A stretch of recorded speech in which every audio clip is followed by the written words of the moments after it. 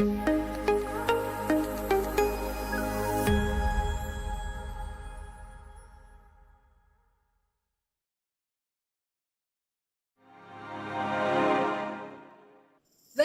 to yet another episode of Diversity.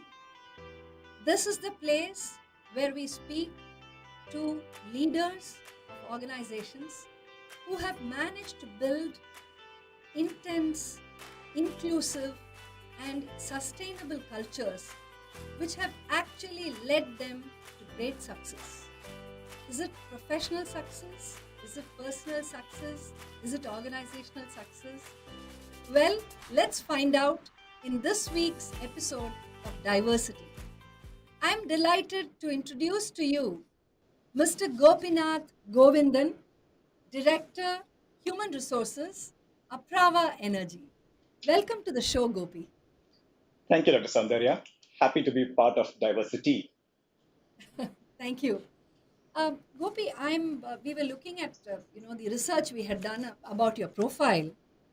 And the first thing that strikes me is that from a career that was intended to be in science, you have done a big shift and then come into HR and CorpCom and CSR and all of this which you handle at Apraava Energy. When did you discover that you wanted to make this shift? Was it during the course? Was it before? Was it after? Tell us a little bit about that. Okay, I didn't think I would be asked this question at this stage, but but the shift happened quite some time ago. Yes, I did graduate in microbiology and biochemistry, but you know, uh, people and organizations, I think, are sector or subject agnostic, and in fact. Now, if we were to connect this to the topic today, I think a student of biology probably understands the concept of microbiomes and ecosystems much more than anybody else. So, in some ways, in a larger context, it's not completely delinked.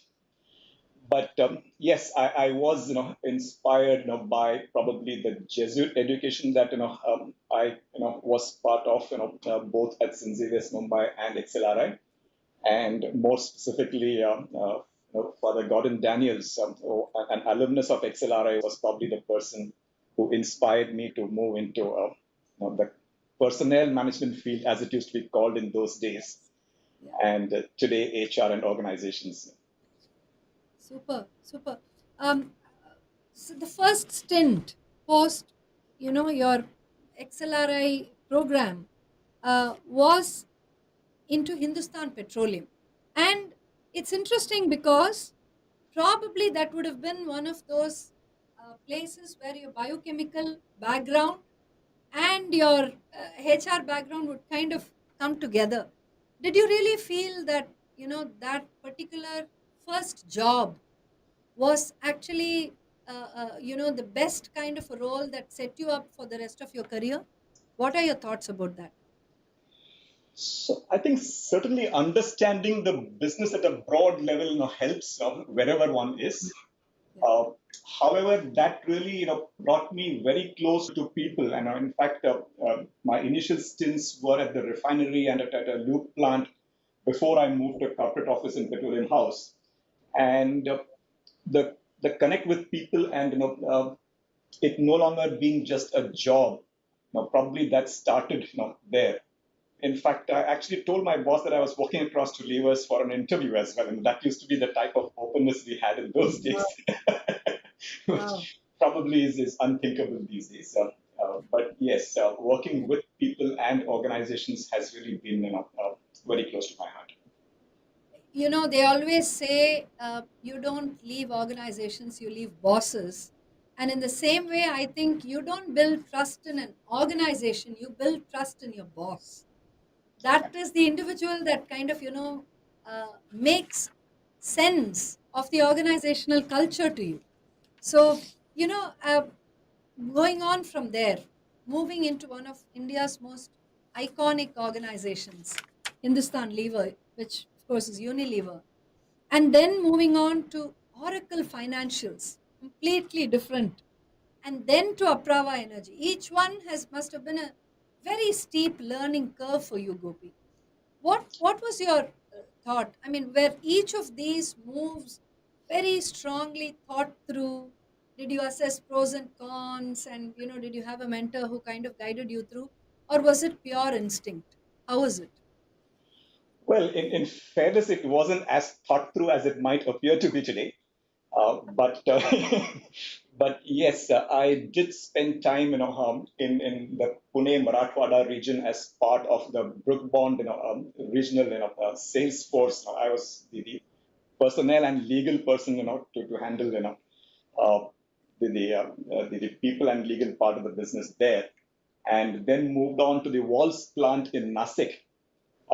So those were stints where one was fully empowered, at a very early stage in one's career, and to that extent, that prepared me for the roles in the future.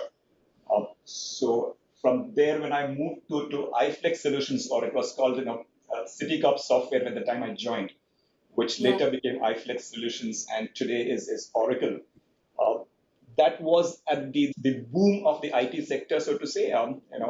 When companies were dealing with the Y2K issue, oh and yes, I happened to be at a place which created one of the earliest product successes from India. We actually had a core banking solution which was actually being sold in about 100 countries in the world. And I saw an organization grow from about 400 employees when I joined to 12,000 when I left. And most of us who were associated with the company at that point in time still take pride in having created a small company feel, even with a 12,000 plus workforce. In fact, I have almost 150 to 200 people who I'm still connected with, and just last year, we went on a trek, with people there, and about just about a month back, we had a lunch, in Mumbai, where 68 nice. people turned up. So that's the Wow. power of the culture that one creates. And mind you, this is about 15 years back. It's been that long, more than 15 years from the time I left that place, and that applies to most of the alumni as well. So I think, yeah, some of these cultures do create a bond that goes way beyond the working relationship that one has. That was so beautifully expressed and articulated. That was so wonderful. I'm going to ask you a very different question, probably maybe provocative.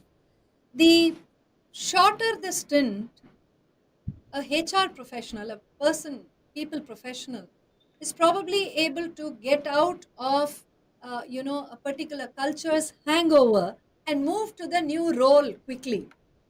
But in your case, you spent 14 years at iFlex, and Apraava is longer than that now.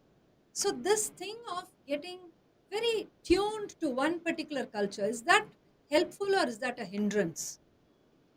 I think cultures evolve, and it's not really a 400 strong organization, as I mentioned, was very different from the 12,000 employee strong organization that I left, or even at Apraava, where we were a single asset company when I joined, to today where we have operations in 13 states is very different, and it is as much the function and the leadership's responsibility to make sure that the culture evolves in line with the business, and you don't really get stuck. What we did 5 years back is certainly not what we should be doing, though the core values remain unchanged. So I think it's really a dynamic A evolution living, of the culture. breathing kind of a thing which constantly Absolutely. evolves and changes. Yeah, Yes, yeah, yes. absolutely. If I were to ask you, what would be the key differences? I'm just going to take three organizations in your stint. Okay, let's take Unilever, let's take iFlex, and let's take Apraava. Sure. What would you say are similarities and what would you say are differences in these three cultures? So I think from an HR perspective, I've always believed that people at the core are not the same. You may have a people might differ. A workman on a factory floor could be very different from, say, a software engineer who's flying all around the world, to say a power engineer, who has, his or her own, characteristics. So Yeah. from my perspective, people respond, the way, you deal with them, I mean, and I've always believed that, you treat people the way you would like to be treated, not based on the role or the background, that they come with. So to that extent, I think there is more, similarity than Similarity. differences. Yeah. But let's say the most obvious difference between, say the software industry which I was part of and this is that, we work in the heart of India. Most power plants by design are in rural, parts of the country. And so to that extent, the dynamics are very different from, being in corporate offices, of various corporates. IT works with, a different, category of, of customers, if I could say so, as compared to what you would if you were either generating or transmitting power or working on smart meters as you do today. Absolutely. And when you talk about a culture of inclusion or a culture of sustainability, now these two are in some ways similar, but in some ways very different. When you talk about a culture of inclusion as being the prominent culture that you want your employees to experience, I'm just saying, Sure, okay, sure. hypothetically, then you focus on the aspect of the individual's feeling. It's more about how does the organization make me feel. That becomes the focus. But if you talk about a culture of sustainability, then you're actually getting everyone to go on that expedition of ownership, accountability, responsibility, looking at the world as, as something that's been loaned to us for the time we are here, and which we have to in turn, hand back in its pristine condition to the next generation. So these two are very different positions. Now, I know that you are somebody that's passionate about both inclusion and sustainability. How do you blend these two things in your Sure. communication with regard to culture? So I would slightly differ in sustainability and inclusion being, different in that sense. To my Uh-huh. mind, inclusion is probably one aspect of sustainability. And sustainability is much larger, and it needs to be embedded in the corporate purpose, so to say, or the vision, not only, from a ESG reporting perspective, or Mm. from a function perspective. It becomes far more meaningful when sustainability becomes part of the business DNA. No, in fact, our endeavor here has been to sort of embed sustainability into the work culture. So it's not just, the sustainability team or the HR team. Got it. We have a working group which has representatives from all functions, be it operations or finance or uh, procurement, HR, and so on. So, and that's in some ways it's also, in line with the investments that we make. When you Yeah. build a power plant, for example, you have a power purchase agreement which runs, for at least 2 decades, if not more. And then that tends to be the way you look at business. Uh, for example, say our parent company in 2007, had a climate vision 2050. And Mm. that's probably one of the reasons why we got into the renewable space much earlier before, others did. But again, say when we talk of, about 4 years back, we revisited or refreshed our purpose, vision, mission, values, where we involved every employee in that process. And the vision that we arrived at was to partner in India's energy transition by being the most trusted, inclusive, and integrated energy solutions provider. So, being inclusive is something which we took on as an organization. And then when you add core values like, say, respect, result orientation, excellence, and sustainability with responsibility, they almost seamlessly fit in. And like I said, when we talk of respect, we're talking of basically a very simple thing: treat people the way you would want to be treated. And that is not only to do with employees, but it's important that the partners that you work with, yeah, or the regulatory authorities or the communities, you take them along, and that's the only way a business can succeed. In fact, I love saying that no, we don't really manage teams, we manage ecosystems. And Wow. I think that the sooner we embrace that philosophy, you know, the better it is for both individuals and for the business. That was fantastic. That was awesome. I'm just going to go back to one part of the statement that you made, Gopi, when you said that it's about integrating sustainability into the very ops of the business, into the very heart, in every process that is followed. Could you, for instance, take this away from an Apraava, situation, and probably look at it for, say, an IT company or a bank? How do you think they should approach sustainability in terms of implementing it within the very DNA of the organization? How would they do it? Just a hypothetical question. So typically, one has to look at sustainability in the context of one's business, Mhm. which is why it's important to do what is typically called a materiality assessment, because Yes. what is important for one, sustainability has become such a large topic, right from climate to nature to people, and again, without forgetting that financial sustainability is at the core of everything. So one doesn't Yes. have to be defensive about being a profitable organization. Yeah. Yes. However, to look at the larger stakeholders that one interacts with.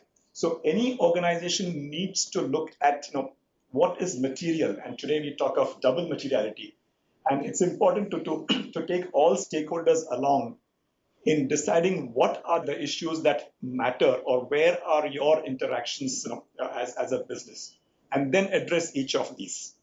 Yep. And you can then get into what would be the metrics you would look at. And while yes, the numbers are important, even more important is the qualitative understanding and appreciation of that relationship. I think that was excellently explained. I'm just going to move a little bit into the sustainability space, but this time focusing on building a sustainable workplace. Now, I just want to understand, Gopi, when we talk about sustainability in the workplace, what do you think should be the metrics that organizations should track? And especially if you juxtapose this with what you said in the early, by way of response to the earlier question, which is that, it's ultimately relating to fitness to purpose. You have to do a materiality assessment, because only then you understand, in your scheme of things, for your stakeholders, for the kind of profitability and productivity you want to achieve, what should be your sustainability focus. So keeping that in mind, and workforce being the vehicle, being primary and central to everything that we do, what would be the metrics that one kind of keeps in mind while assessing and evaluating your sustainability initiatives? So of course, metrics like employee engagement and whether people are getting updated on time, your diversity, and all those are important. However, what I feel far more important is the culture. We used to earlier say, if you feel good, you work good, and that is really important, and that, to my mind, cannot be restricted to just your workforce. No, one has to look at the extended workforce as well. But even if we were to look at our workforce, employee engagement is one thing, and we are quite proud of, say, the engagement score of 82 that we just received in the last engagement survey. But Fantastic. what most of us take pride in is the fact that we had a 98% response rate. Mm, The fact that most of our employees are willing to spend that the time to respond to about 60 questions is far more important than the engagement score. yeah. Yeah. Or for example, some of the numbers that we look at, I check whether people go for the annual medical checkups. If they don't, that's a concern. If people don't take leave at least once a year, then that's a concern. So there are certain very, very business specific metrics that you would look at in terms of results. However, one needs to be sustainable at the personal level as well, and we need to recognize the fact that work is an important but one part of people's life, and we certainly want business results. If not, we would not be where we are. However, we believe that can go hand in hand with having a personal purpose and doing justice to all the roles that one is called upon to fulfill. Um, Great response once again. Um, the whole discussion around uh, diversity and its relevance in today's world, or equity and what role it plays, say, in an Indian context, and likewise sustainability, which, if you were to split into environmental, social, and governance related aspects, that calls for a lot of agility on the part of the organization. No, Gopi, it means that companies have to be very alert, be very adaptable, know that certain things are changing, but the core has to remain the same. And even if it means articulating it differently or packaging it differently, the show must go on. What are your thoughts about how this adaptability of sustainability efforts is crucial for any organization to play it out in the long run?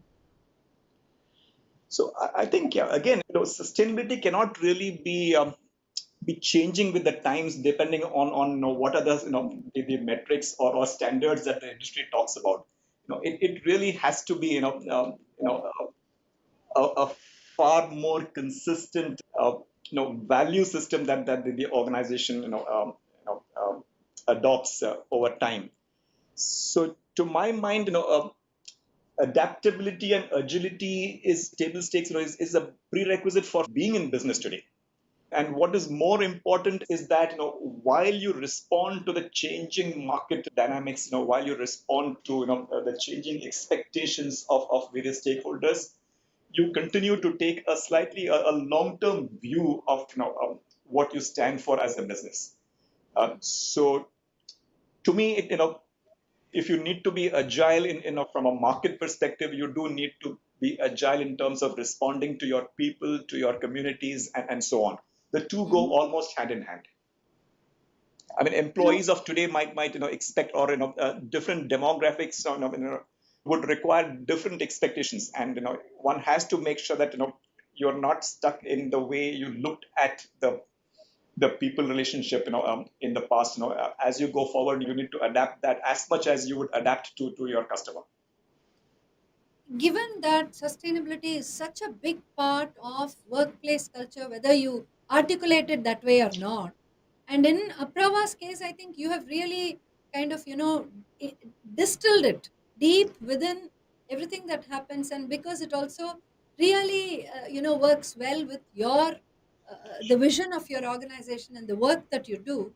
I want to ask you, how important do you think it is uh, to demystify sustainability down the line? Sustainability cannot be owned by just one team or by the leadership. It needs to be embedded, and different people might be involved a little more closely in specific aspects, but the general thrust or the spirit of what sustainability means for the organization needs to be appreciated by everybody, irrespective of what level or what role they play. So we do invest in educating our people on sustainability as a subject. And it would be it would have to be customized, it would have to be different types of communication for different levels, it Yeah, would have to be made simple, probably also vernacular, where it needs to really reach the heart of rural India, where many of your plants and your factories are there. That is more of a communications thing, right? absolutely. This is one more of the hats that you wear. Yeah. And what's the challenge? Yes. So some of the sessions that we take our contract staff through are in Hindi. and it's important that you speak their language.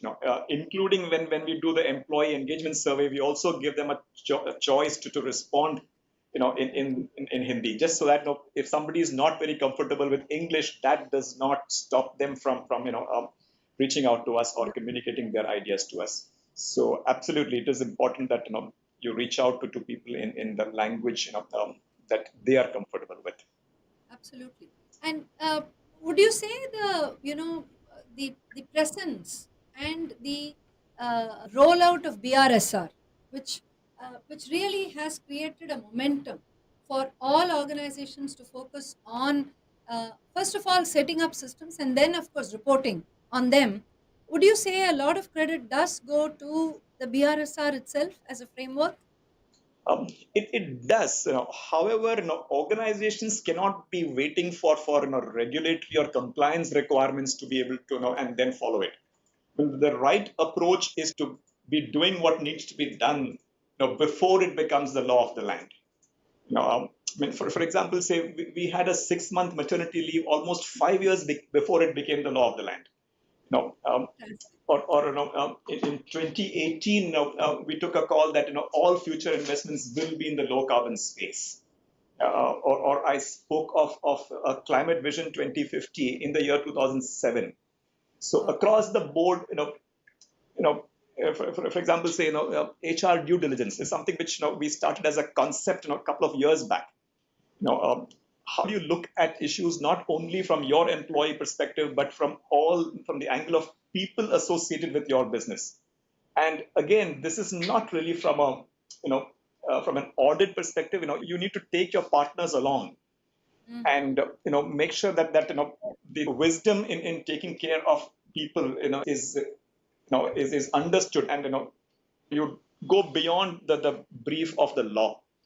So yes, I think to the extent the mandatory CSR investment, for example, may have encouraged more people to make investments in the community. Of course, we did it way before it became the law. I think sometimes the laws do encourage you to even if it is from a compliance perspective, over a period of time, you hopefully understand that the spirit in which the law has been framed. That was So I think it's a really mix of both. Yeah, amazingly articulated. I just loved how you spoke about, there not being needed a regulatory enforcement in order to just do good. It's absolutely. ultimately, Yeah, when being good is good for business, why true. would, you need some other motivation for it? Oh, this has been amazing, Gopi. And, Personally, you know, the one thing that I'm most proud of is the type of work we do in 500 odd villages in this country. That is the please talk about CSR it. bit of it. Please And talk about it. What do you do? in fact, so of course, the larger approach is youth and women empowerment. But we realized that with the diversity in this country, you can't really have one size fits all, or one approach to what you would do in each community. So we make sure that that what we do is customized to the needs of that community. So in one case, it could be addressing water and water resilience. In another case, it could be the women empowerment. There's a dairy cooperative that we have helped put in place in Madhya Pradesh. In Haryana, we've encouraged children with wrestling training where that's a passion. And we take pride when one of our girls wins the tournament at an international level. So a variety of things that we do in the community space is really what makes it worthwhile for us as leaders as well. Yeah. In fact, we've had almost 80% of our employees involved in some bit of volunteering or the other in the last year. And that's another thing which makes it more engaging for them. But I don't see that as a means of improving employee engagement, because then that's not the purpose. It's important that we of course we give them a 1 day volunteering leave, but that is meant to to give them the trigger or the push to be involved in something beyond work. And many people continue adding value in their own way, using their skill sets. So we had, say, our head of IT and head of corporate communications do a session on cybersecurity for children in a local underprivileged school, and so on. I spent a fair bit of my time volunteering, particularly in the Northeast, but that's a different one. We Super. could talk about that some other day. The pride in your voice is just so palpable, Gopi. When you describe this, the energy, the pride, the happiness, the sheer Absolutely. thrill of making a difference, that was so palpable. I Yeah. think we are now kind of going into the rapid fire round. I'm going to be asking you a few. So before that, Saundarya, I would ask, you are known in the DEI space. I would Yes. just like to understand more about, what you do in the ESG space and what you find others doing. I'm sure you must be having similar conversations, on and off the record. Uh, Yeah. why don't you share some bit of the ESG work that, Thank you you do? for asking that question. Thank you so much. So, we got into the workplace consulting space in the year 2008. Actually, I started Avatar in 2000, and it was meant to be an organization that would represent women, underrepresented women, which is essentially women well educated, well qualified, with work experience, and who dropped off the workplace for whatever reason. Popularly, the three M's: marriage, maternity, and lack of mobility. So Hmm. that's what Avatar was started for. Then we realized that we cannot proceed in that journey if we did not help organizations to actually learn how to engage with these women. I mean, they would have their heart in the right place. They knew that this is something that had to be done. But the frameworks, the processes, the methods of doing it, the assurance of meritocracy, these are things that an organization really wants. So that's how we got into workplace culture consulting with a specific focus on DEI, on diversity, equity, and inclusion. And that was in 2008. So 8 years of working with the women, companies, and so on. And we got into this. About 10 years after that, approximately around 2015-16, we realized that data is something that really helps organizations in decision making. Because, and you spoke about metrics. So there are multiple metrics, and each of those metrics contributes to one facet of the organizational identity. So it's like a master health checkup. How am I doing here? How am I doing here? What would help me do this? And to get a benchmark against, say, 400 or 500 organizations who all are part of the same process, that was one of the big achievements that we managed when we set up the best companies and the most inclusive companies index. So that happened 2015-16. Soon after COVID, we realized exactly like how you mentioned that companies want to look at DEI, to look at workplace culture as something that fits into their sustainability story, something that is one of the pillars of how sustainable they are as an organization. So again, we started having these conversations with companies, and we realized that they said, listen, we have a focus. We probably, this is what we wish to do as part of what we have set as goals for ourselves. But how do we go about it? What should be the priority? For instance, should a company first look at, say, following certain global, standards? Should I go for SDG? Should I go for GRI? What should I do? So that question is a very existential one, because it then determines how, as an organization, you're going to, take the next steps. So they came to us with that. Some of them said, can you help us put together very brief micro learning modules with which we can take this articulation of sustainability down the line? And India, as you know, is very big on GCCs today. Hmm. So I mean, every other month a new GCC is getting established in some part of the country. And Tamil Nadu, where we are headquartered, is like home to about 500 or 600 GCCs. And what that essentially means is they need a very powerful articulation of what sustainability means Hmm. in their context. Because there is a parent Sure. organization Yeah. which has its own kind of focus. And then there's this representative organization in India which does work, of course, for the parent, but which is into, a lot of customized work which is relating to capability. So, from that standpoint, how do you sort of demystify or nuance sustainability for them?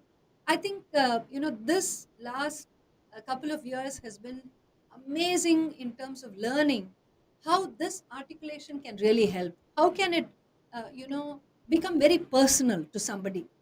Because I think what I have found, Gopi, in my own experience is the minute a cause gets personal, Yeah, when somebody in the organization pursues it because it touches a chord in them in some way, then there is no stopping it.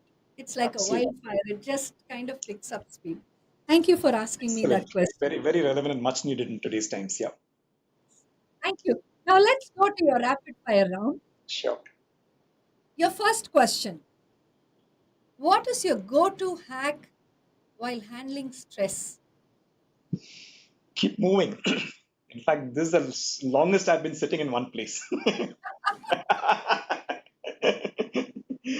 Okay, actual moving, Yes. actual walking about here and I, there, and yes, yes. Avoid mails to the extent possible, but even when I'm in my room, I keep pacing up and down. So I have to tell my visitor, please remain seated. okay, super, super. You just kind of sweat it off. You just kind of take that frenetic energy and release it. Fabulous. Yes. What is a sustainability practice that you adopt? A sustainability practice that you personally adopt? I try and reduce, you know, unnecessary consumption or shopping. To some extent, my wife compensates for it, but I try to And you're not going to be many e-commerce sites' favorite customer then. no, minimize, what you. Okay. So minimize consumption, is it? Yes, yes. Oh, so then do you rotate, items and clothes and, Absolutely. various such products, and you lengthen their life, I, you I repair? try to avoid, to the extent possible. Though, as I said, as a family unit, we balance each other out. Totally get it. Okay. Uh, this is an interesting one. What's your favorite environment related movie? So I can think of Swadesh, Ah, yes. Kedarnath, maybe Erin Brockovich. So Oh, yeah, lovely. yeah. Yeah. Not really These sure if are yeah, but some of them these are are. fantastic. Yeah, But yeah. what's your most favorite one amongst all these? If you had to pick To one. say Swadesh. Lovely one. Yeah. That's a fabulous movie. Oh, Gopi, this has been such a fantastic conversation. Thank you for giving us this time and staying in one place while you answered all the questions. Uh, I mean, any closing remarks from your side, Gopi? No, thanks. I mean, I think this, wonderful talking about, things that really matter to me, and Oh, I enjoyed this, immensely. Thank you. yeah. Thank you, and wishing you and Apraava Energy a fabulous career, life, and impact ahead. Yo, Doing all things sustainability. thanks. Take care. Well, folks, I think you witnessed a most electrifying conversation where we had somebody from the sustainable energy space, Mr. Gopinath Govindan, who is Director Human Resources at Apraava Energy, and he also does a bunch of other things like managing corporate communications and CSR, sharing with us not just his views about how sustainability, inclusion, people practices, and the entire thing around making sure that your organization lives well into the future is actually being done in his own organization at Apraava Energy. Stay tuned for many, many more such conversations which are brought to you by Confederation of Indian Industry and Avatar, powering workplace cultures. Thank you.